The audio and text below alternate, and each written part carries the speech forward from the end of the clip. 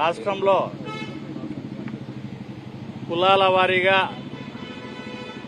కొన్ని కులాలలో ప్రజలకు పనికొచ్చే నాయకులను అణిచివేసేదానికి లేదా వాళ్లను వీళ్ల అలవాటు ప్రకారంగా వాడుకొని వదిలేసేదానికి చేసే ప్రక్రియలో భాగంగానే మిథున్ రెడ్డి గారి అరెస్టు జరిగింది.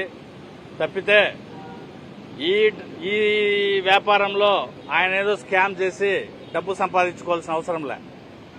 వాళ్లు కొన్ని పదుల సంవత్సరాల నుంచి కొన్ని వేల టిప్పర్లు పెట్టి ఎన్నో పెద్ద పెద్ద కాంట్రాక్టులు చేసి కాంట్రాక్టర్లుగా స్థిరపడిన కుటుంబంలో ఉండే వ్యక్తి ఒక 10 మందికి పనికొచ్చి వైఎస్ఆర్ కాంగ్రెస్ పార్టీ పార్లమెంట్ సభ్యునిగా 3 సార్లు గెలిచినాడు. రాష్ట్రంలో ఎక్కడా లేని విధంగా మా రాజంపేట పార్లమెంట్లోనే ఒక పార్లమెంట్ సభ్యుడు 3 అసెంబ్లీ సభ్యులు గెలిచేటప్పటికీ అక్కడ తెలుగుదేశం పార్టీ ప్రభుత్వం వైఎస్ఆర్ కాంగ్రెస్ పార్టీని అణిచివేయాలనే ఉద్దేశంతో మిథున్ రెడ్డి గారి అరెస్టును చేసింది.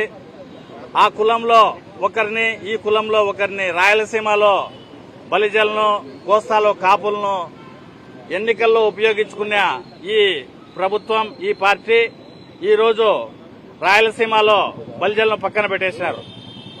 కోస్తాలో కాపులంతా పవన్ కళ్యాణ్ గారి కారణంగా కూటమి ప్రభుత్వానికి మద్దతు చెబితే ఈరోజు కోస్తాలో కాపుల పరిస్థితి ఏ విధంగా ఉంది అనేది కాపు సోదరులందరికీ తెలుసు.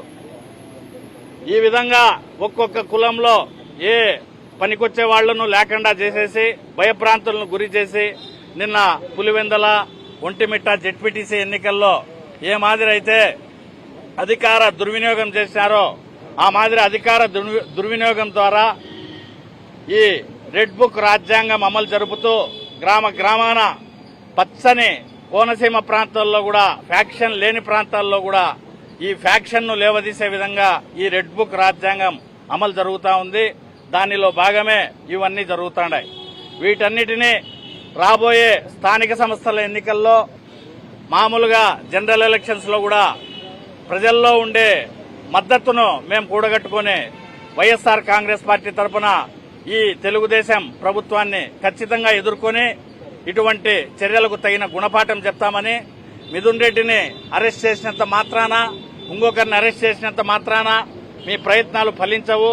మేమందరం ప్రజాస్వామ్యబద్దంగా అందరికీ మద్దతుగా ఉండి ప్రజల మద్దతుతో ఈ ప్రభుత్వాన్ని గద్దె దించుతామని చెప్పి ఈ సందర్భంగా మీ అందరికీ తెలియజేస్తున్నాను.